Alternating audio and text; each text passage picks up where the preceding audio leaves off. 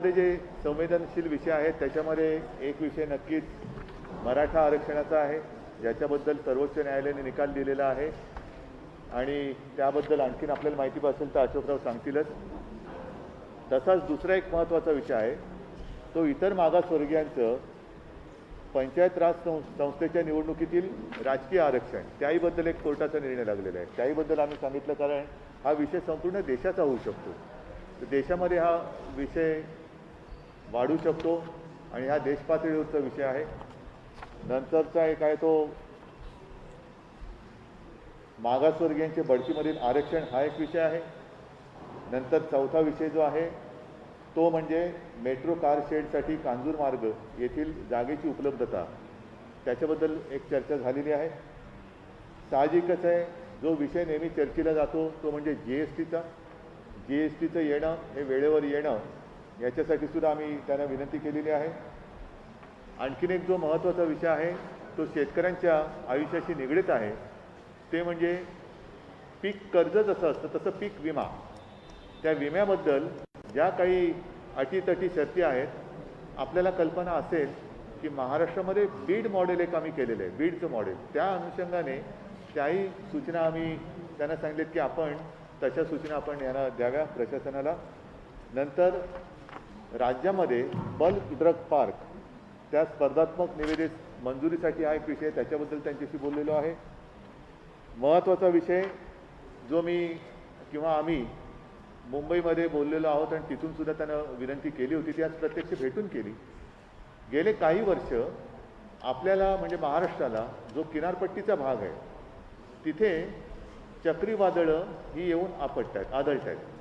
एक 8-15 दिवसापूर्वीसुद्धा एक वादळ आपल्याला जेमतेम स्पर्श करून गेलं आणि त्यांनीसुद्धा नुसतं स्पर्श केला तरी मोठा दणका दिलेला आहे.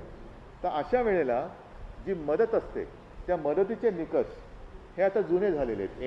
NDRFचे जे असतात नॉर्म ते बदलणं हे गरजेचं आहे, कारण ती मदत ही अपुरी पडते. राज्य सरकारने गेल्याही वेळेला निकष बदलून जे निकष आहेत NDRFचे त्याच्यापेक्षा अधिक मदत गेल्याही वेळेला केली, याही वेळेला केली, पण हे निकष मुळामध्ये NDRFचे बदलले गेले पाहिजे. 9वा विषय जो आहे तो 14व्या वित्त आयोगातील थकीत निधी, तो मिळण्यासाठी एक आहे शहरी स्थानिक संस्थांसाठी. तसंच 14व्या वित्त आयोगातील थकीत निधीची परफॉर्मन्स ग्रँटी, हा बोललो तोच विषय आहे. आणि आणखीन एक महत्त्वाचा विषय जो प्रत्येकाचे एक दिवस असतात, पर्यावरण दिन असतो, आणखीन काही दिन असतो, तसं आपल्याला सर्वांना कल्पना आहे की एक मराठी भाषा दिन असतो. तो मराठी भाषा दिन आल्यानंतर मराठी भाषेला अभिजात भाषेचा दर्जा मिळाला पाहिजे अशी तेव्हा एक तिकडे चर्चा होते. तर तोही जो प्रश्न केंद्र सरकारच्या दरबारी प्रलंबित आहे, त्याहीबद्दल आम्ही विनंती केलेली आहे की राज्य सरकारकडून बरीचशी माहिती दिली गेलेली आहे. आणखीन काही माहिती पाहिजे असेल तर तीही आम्ही देऊ, पण मराठी भाषेला अभिजात भाषेचा दर्जा देण्याबद्दल लवकरात लवकर आपण सूचना द्या. तर अशा सगळ्या विषयांवरती त्यांच्याशी विस्तृतपणाने चर्चा झालेली आहे. आणि जसं मी म्हटलं की ह्या सर्व बाबतीमध्ये आम्ही पत्रसुद्धा दिलेली आहेत. त्यांनी सांगितलेलं आहे की मी याच्यात नक्की माहिती घेतो आणि लक्ष घालतो. तर आम्हाला आशा आहे, अपेक्षा आहे आणि विश्वास आहे की लवकरात लवकर त्यांच्याकडनं याच्या सर्व बाबतीत सकारात्मक निर्णय होतील.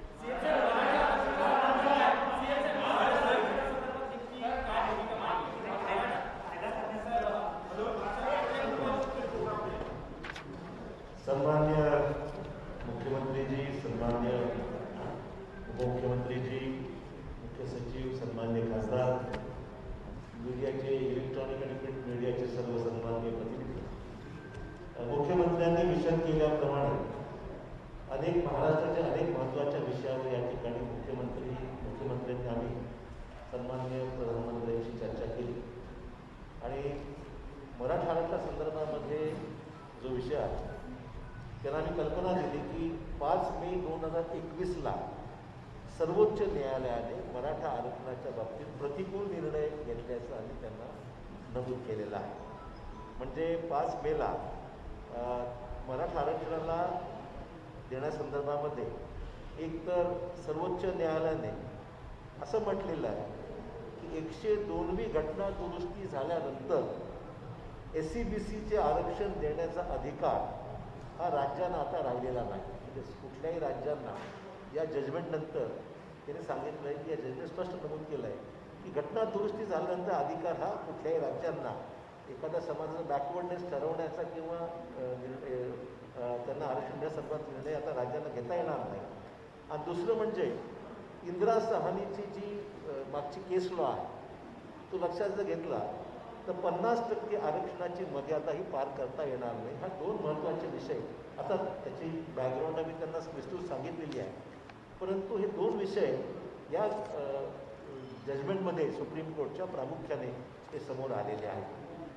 त्या पार्श्वभूमीवर आम्ही पंतप्रधानांना विनंती केली की तुम्ही जे रिव्ह्यू पिटिशन केंद्राने जे दाखल केलेलं आहे सुप्रीम कोर्टामध्ये, त्या जजमेंटमध्ये त्या रिव्ह्यू पिटिशनमध्ये केवळ राज्यांना अधिकार बहाल करण्यासंदर्भातला विषय हा तेवढा कामाचा नाही आहे. राज्यांना अधिकार असले पाहिजेत, राज्यांना एखाद्या समाजाचा बॅकवर्ड ठरवण्यावर इतपत अधिकार असले पाहिजेत त्यात आमचं दुमत नाहीच आहे. परंतु फक्त हे अधिकार प्रदान करून उपयोग होणार नाही.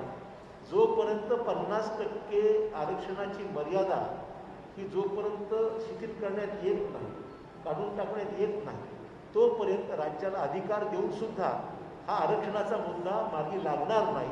हा प्रामुख्याने आम्ही त्यांना सांगितलेला आहे. आणि म्हणून 50% आरक्षणाची मर्यादा ही शिथिल करावी अशा प्रकारचा युक्तिवाद हा सर्वोच्च न्यायालयामध्ये झाला पाहिजे, केंद्राकडूनही झाला पाहिजे. आम्ही सुद्धा समर्थन असं करतो, आमचंही म्हणणं की आम्हाला राज्याला अधिकार असला पाहिजे.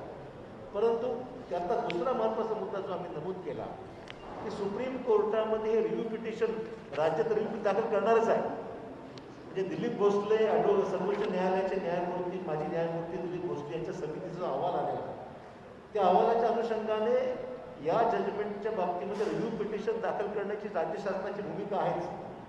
परंतु हे करत असताना आम्हाला विनंती एवढीच करायची की आम्हाला अधिकार द्या, आम्ही हे निर्णय राज्याला घटना दुरुस्ती संदर्भातली किंवा जी काही झाल्यानंतर जो पेच निर्माण झालेला आहे त्या संदर्भातली पुढची पावलं ही केंद्राने उचलावी. परंतु हे करत असताना आम्हाला अधिकार देत असताना 50%ची मर्यादा शिथिल करण्यात यावी हा त्यातला महत्त्वाचा भाग आहे. आणि मग हा फक्त जो काही मर्यादा घातलेली 50%ची तो फक्त मराठा समाजाची मर्यादा नाही आहे. म्हणजे इव्हन 27% राजकीय आरक्षण जे ओबीसीच्या बाबतीमध्ये सुद्धा सेट असाईड झालेलं आहे.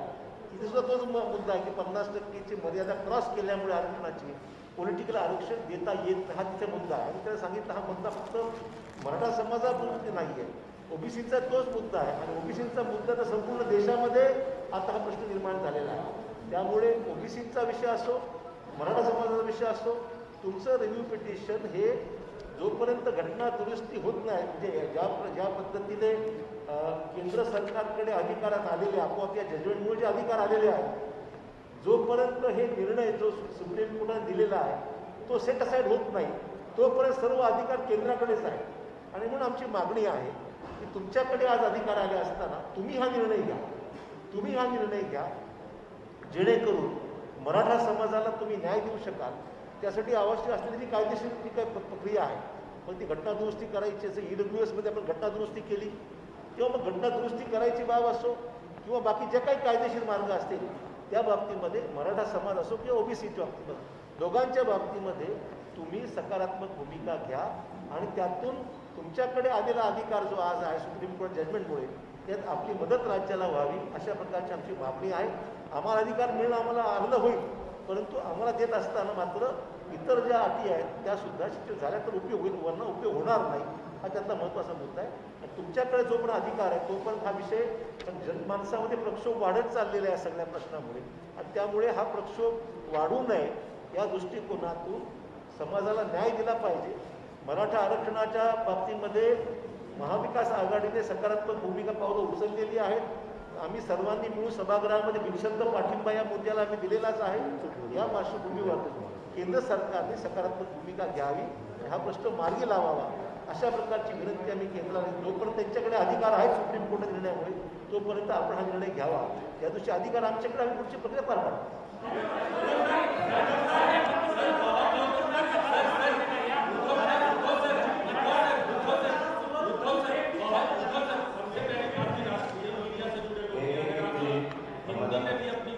एकेकाने बोला. आता अशोकरावांनी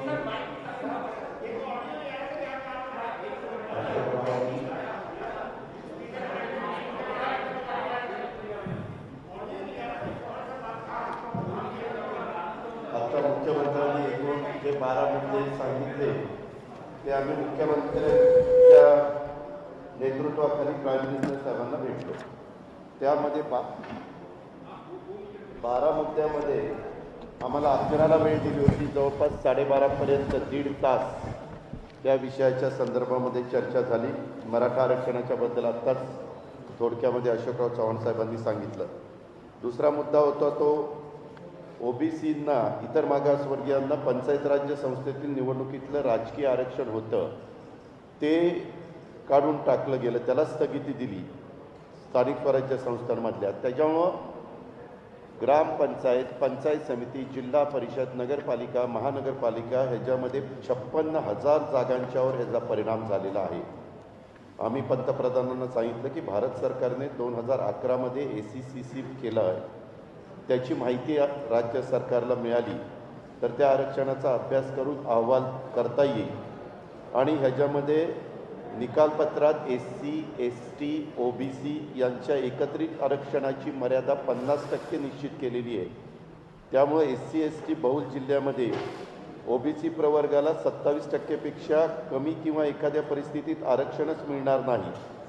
तर SC, ST, OBC यांच्या एकत्रित आरक्षणाची मर्यादित 50%ची तरतूद शिथिल करण्याच्या बद्दलची मागणी मुख्यमंत्री महोदयांनी आज तिथं केली. आणि SC, ST याचं आरक्षण घटनात्मक कॉन्स्टिट्यूशनल आहे, तर OBCचं आरक्षण वैधानिक आहे. त्यामुळं आपणास विनंती आहे की SC, ST आणि OBC आरक्षण कॉन्स्टिट्यूशनल करण्यासाठी घटनेमध्ये दुरुस्त करावी आणि हा प्रश्न कायमस्वरूपी सोडवण्यासाठी 2021च्या जनगणनेमध्ये देखील OBCची जनगणना करावी. हा एक महत्त्वाचा मुद्दा त्याच्यामध्ये होता. मागासवर्गीय पदोन्नतीच्या आरक्षणाच्या बद्दल सुप्रीम कोर्टाने आणि मुंबई हायकोर्टाने त्याच्याबद्दल आत्ता तिथं मॅटर चालू आहे, त्यांनी काही निकाल दिलेले. त्याच्यामुळं हा प्रश्न फक्त महाराष्ट्राचा नाही तर इतर अनेक राज्यांचा आहे. यासाठी संपूर्ण देशासाठी एकसारखं सर्वकष धोरण अवलंबण्यात यावं. या संदर्भात प्रलंबित याचिका लवकरात लवकर निकाली निघण्यासाठी केंद्र शासनाने सर्वोच्च न्यायालयाला विनंती करावी. मेट्रो कार शेडच्या संदर्भात आत्ताच मुख्यमंत्री महोदयांनी सांगितलं, राज्यांना GST काउन्सिलमध्ये पण अनेकदा आम्ही हा मुद्दा उपस्थित केला. मुख्यमंत्री महोदयांनी पत्र व्यवहार पण केलेला आहे. तरी देखील महाराष्ट्राला 24,306 कोटी रुपये GST भरपाईपोटी मिळणे बाकी आहे. ते कोविडचं अभूतपूर्व संकट संपूर्ण देशावर आहे, सगळ्या राज्यांच्यावर आर्थिक दिलासा देण्याकरता हे पैसे जर लवकरात लवकर मिळाले तर त्याचा निश्चितपणे सर्वच राज्यांना उपयोग होणार आहे. महाराष्ट्राची रक्कम 24,306 कोटी आहे. पीक विम्याच्या बद्दल सातत्याने बीड मॉडेल आपल्या राज्यामध्ये जे गेल्या वर्षी राबवलं गेलं ते खूप लोकप्रिय झालं आणि मुख्यमंत्र्यांनी, आमच्या कृषी मंत्र्यांनी सगळ्यांनी मागणी केलेली की बीड मॉडेल फक्त बीडपुरतं मर्यादित न ठेवता ते सगळ्या राज्यातल्या सर्व जिल्ह्यांना लागू करावं. आणि आत्ता फक्त केंद्र सरकारने ते बीडपुरतं लागू केलेलं आहे. तर तो प्रस्ताव आम्ही कृषी मंत्रालयामध्ये दिलेला आहे. तर त्याच्यामध्ये हे मॉडेल जर आपण केलं तर त्याचा खूप चांगल्या प्रकारचा परिणाम होणार आहे. शेतकरी पण समाधानी होणार आहे. बल्क ड्रग पार्क स्पर्धात्मक निविदेच्या शर्ती आपण दिघी बंदराजवळ MIDCनं 250 एकर जागा निश्चित करून ठेवलेली आहे. ते बल्क ड्रग पार्क लवकरात लवकर महाराष्ट्रासाठी मंजूर करावं. 1,000 कोटी रुपयाचं अर्थसहाय्य देखील त्याकरता द्यावं. हा पार्क सुरू झाला तर औषध निर्मितीस मोठं प्रोत्साहन मिळणार आहे. आणि राज्य सरकारने हे बल्क ड्रग पार्कसाठी काही प्रोत्साहन देखील जाहीर केलेली आहेत. त्याच्यात केंद्राची पण सहकार्य जर राहिलं तर आणखीन ते चांगलं होईल. नैसर्गिक आपत्ती जे NDRF आणि SDRF ह्या जे निकष 2015 साली केले, त्याच्यानंतर महाराष्ट्रात नैसर्गिक चक्रीवादळ आलं, निसर्ग चक्रीवादळ आलं, दुसरं तोक्ते चक्रीवादळ आलं. त्यामध्ये मुख्यमंत्र्यांनी NDRF आणि SDRFच्या पेक्षा 3.5 पट जास्त शेतकऱ्यांना देण्याचा निर्णय घेतला आणि गव्हर्नमेंट ऑफ इंडियाचे नाव बाजूला ठेवून अधिकची रक्कम महाराष्ट्र सरकारने त्याच्यामध्ये घातली.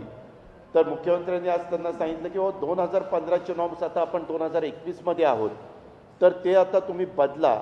ते बदलण्याची नितांत गरज आहे आणि केंद्राने याचा विचार करून त्याच्यामध्ये मार्ग काढावा. तसंच गेल्या 5 वर्षामध्ये महाराष्ट्रामध्ये 4 वेळेला चक्रीवादळं आली आणि चक्रीवादळं वारंवार येत असल्यामुळं सिंधुदुर्ग, रत्नागिरी, रायगड, ठाणे, पालघर, मुंबई हा जो काही समुद्रकिनारा आहे, या समुद्रकिनाऱ्याला काही गोष्टी अशा केल्या पाहिजेत की ज्या परमनंट झाल्या पाहिजेत.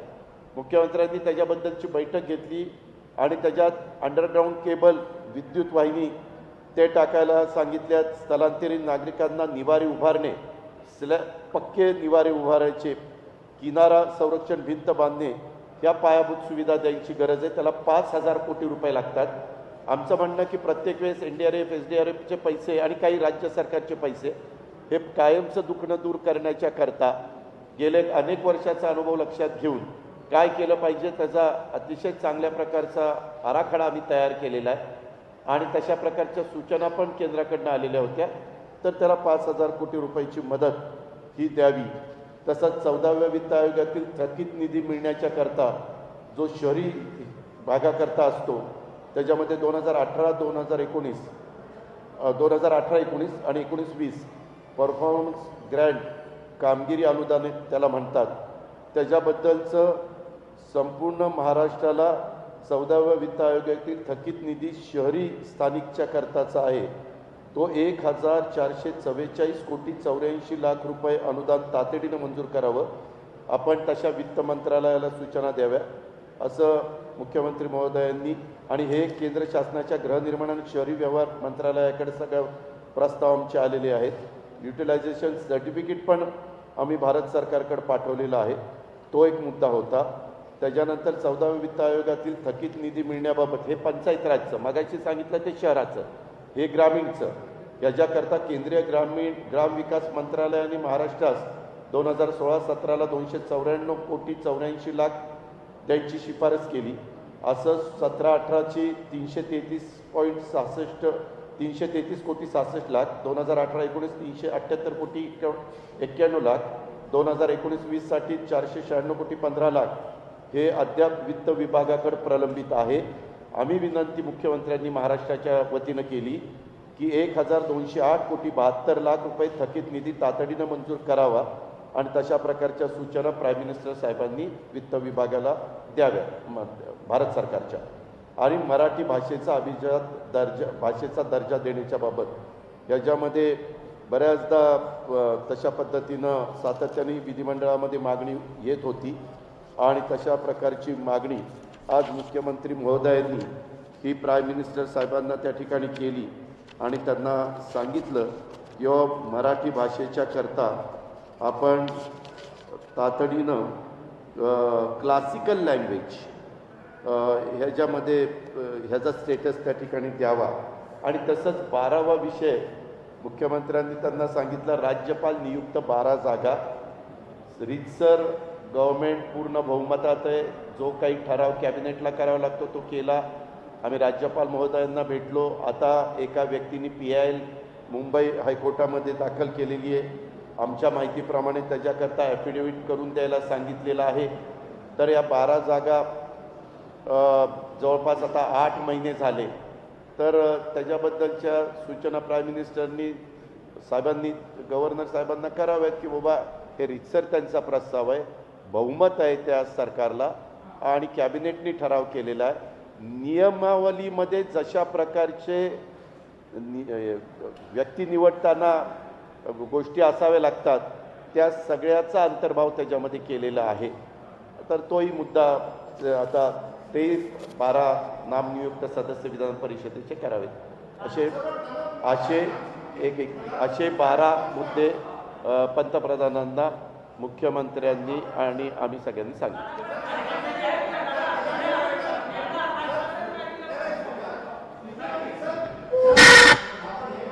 ह्याच्यामध्ये पंतप्रधानांनी मुख्यमंत्र्यांना आम्हाला मुख्यमंत्री बोलत होते, आम्ही तिथं होतो, त्यांना असं आश्वासन दिलं की हे सगळे मुद्दे मी तपासून घेतो आणि संबंधामध्ये जे काही त्याच्यामध्ये करण्याची गरज असेल ते करण्याच्याकरता मी निर्णय घेतो असं सांगितलं. चर्चा अशी अतिशय समाधानकारक झाली. जवळपास 90 मिनिट पंतप्रधानांनी मुख्यमंत्र्यांना आणि त्यांच्या सहकाऱ्यांना वेळ दिलेला होता आणि सगळे राज्याच्या हिताचे जे काही विषय होते ते मुख्यमंत्र्यांच्या नेतृत्वाखाली तिथं मांडण्यात आले.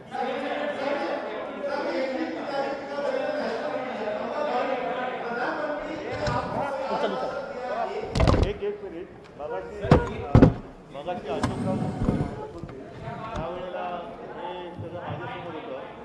सॉरी, मैं हमारे मीडिया के लोगों से दोबारा रिपीट इसलिए करता हूँ, शायद मेरे सामने माइक नहीं था उस वक्त. आज मराठा आरक्षणाच्या संदर्भामध्ये जे महत्त्वाचे मुद्दे आज पंतप्रधानांना सांगण्यात आले त्यामध्ये सर्वोच्च न्यायालयाने मराठा आरक्षणाच्या विरोधामध्ये निर्णय दिलेला आहे आणि म्हणून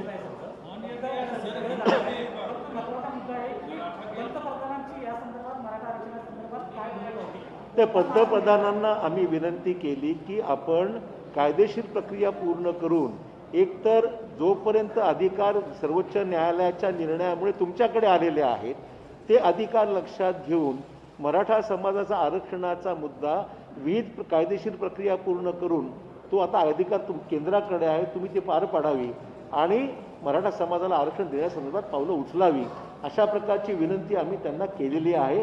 आणि त्याचबरोबर 50% आरक्षणाची जी मर्यादा इंदिरा साहनी प्रकरणातून एक सिलिंग लिमिट घालण्यात आलेली आहे ती पण कायदेशीर प्रक्रिया पूर्ण करून ती लिमिट जर आपण रिलॅक्स केली तर मग दोन्ही प्रश्न मार्गी लागतील आणि आपली जी याचिका आपण दाखल केली, रिव्ह्यू पिटिशन दाखल केलेलं आहे तेही रिव्ह्यू पिटिशन जे आहे त्याच्या आमचं उलट आम्हाला आनंद आहे की ते राज्याला अधिकार मिळाले पाहिजेत.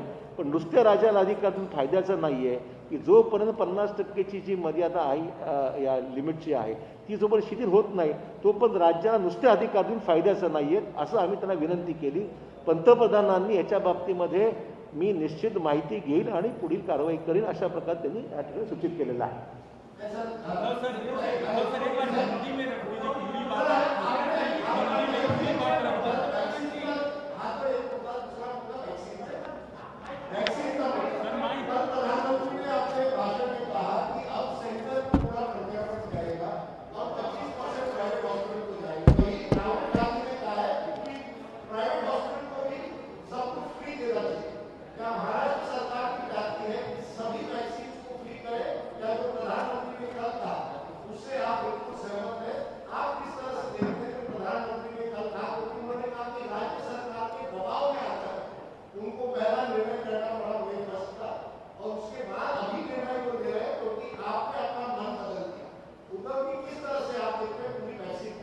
एक बात तो सच है कि जल्द से जल्द अपने देश के जितने सारे नागरिक हैं उनको वैक्सीनेशन तो किया जाना चाहिए. और बीच में जैसे आपने कहा 18 to 44 केंद्र सरकार ने ये जिम्मेदारी राज्यों के ऊपर सौंपी थी और हमने भी तैयारी की थी. मैंने तो कई बार कहा था कि उम्र के हिसाब से देखें तो 18 से लेकर 44 इस उम्र में महाराष्ट्र में लगभग 6 करोड़ की आबादी है और उसके लिए 12 करोड़ डोज लगने वाले हैं क्योंकि एक बार में 2 बार देना पड़ता है.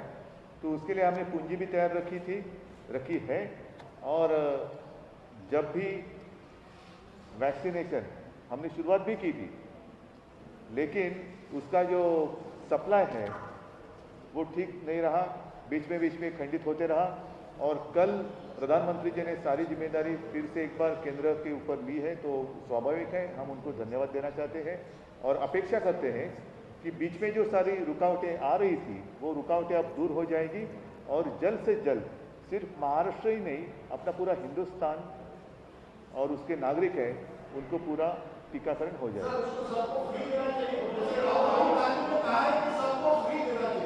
नहीं, सबको फ्री मिलना चाहिए तो उनका अधिकार और ज़रूरत.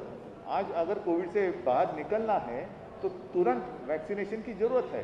फ्री देना तो अच्छी बात है लेकिन अगर कुछ मान लो कि कुछ लोग लेना चाहते हैं तो ले सकते हैं, जैसे कि वो सब्सिडी की बात हुई थी बीच में.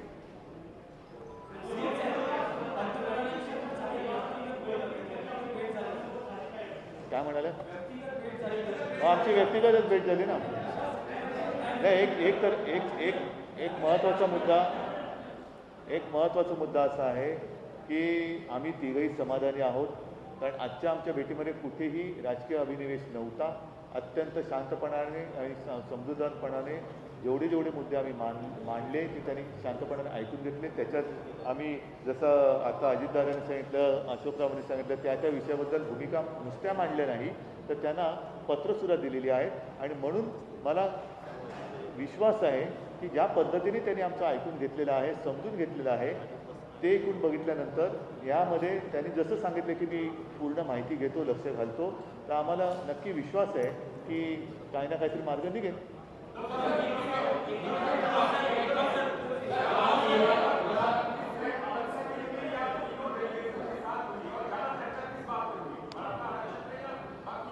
नहीं, सारे मुद्दों पर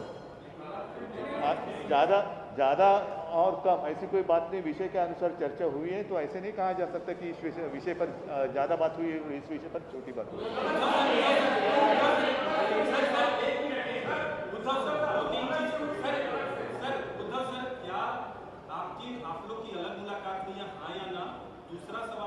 हाँ या ना मतलब क्या अदालत है कि क्या है? क्या हो? नहीं, हाँ या ना का मतलब क्या अदालत में खड़ा थोड़ी हूँ. सुनो, ऐसा है कि ये बात कभी मैंने छुपाई नहीं और छुपाने की आवश्यकता नहीं.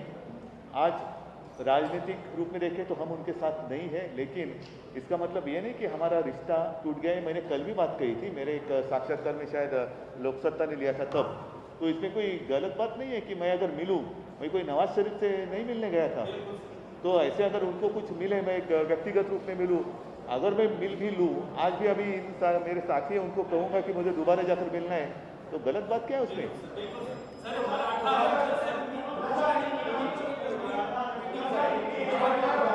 एकाने कोणतरी बोला. ऐका एक मिनिट. आता याच्यामध्ये गेल्या वर्षभर त्यांचे काय वेळेला जसं आता टोकते वादळ आलं, मधल्या काळामध्ये मी सांगितलं त्यांचा फोन आला आणि त्यांनी सांगितलं की सरकार तुमचं कोविडच्या काळात चांगलं, हे व्यक्तिगतच बोलणं होतं. त्याचं आज सुद्धा आमची एक थोडा वेळ व्यक्तिगत भेट झाली. कसं काय चाललंय, मी त्यांना सांगितलं की या सगळ्या माझ्या सहकाऱ्यांच्या सोबत मी आलेलो आहे आणि राज्याचे प्रश्न आहेत. नाही, आता युती का तुटले 1.5 वर्षानंतर काय सांगायचं? ठीक आहे.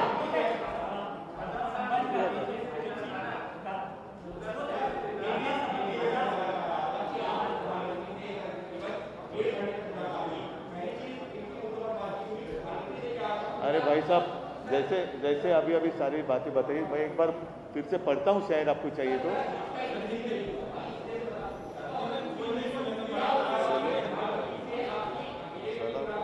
ठीक है, एक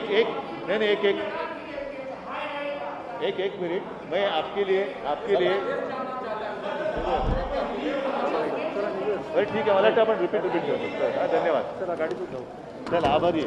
आपण गोलगोल करतो.